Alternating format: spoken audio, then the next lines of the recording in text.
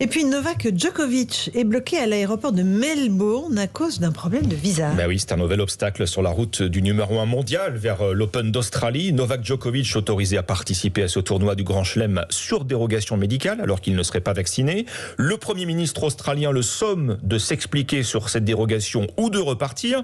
Mais voici Djokovic bloqué à la frontière. Axel May, il n'aurait pas rempli le bon formulaire. Oui, le drame du visa, comme l'a surnommé la presse australienne. Novak Djokovic n'aurait pas rempli le bon formulaire, c'est-à-dire qu'il a rempli celui qui ne comprend pas l'option dérogation médicale dont il a bénéficié pour se rendre à Melbourne. Conséquence, il se retrouve coincé à l'aéroport où son avion a atterri en début d'après-midi, heure de Paris.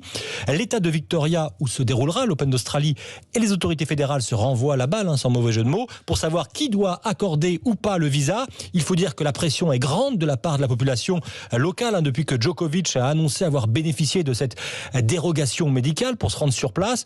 Le Premier ministre Scott Morrison, vous l'avez dit, a même menacé de le renvoyer directement chez lui s'il ne pouvait pas prouver que sa dérogation est justifiée, sauf qu'il y a le secret médical. Bref, d'habitude, Djokovic est comme chez lui à l'Open d'Australie, qu'il a remporté 9 fois un record, mais là, il n'est même pas certain de pouvoir y accéder.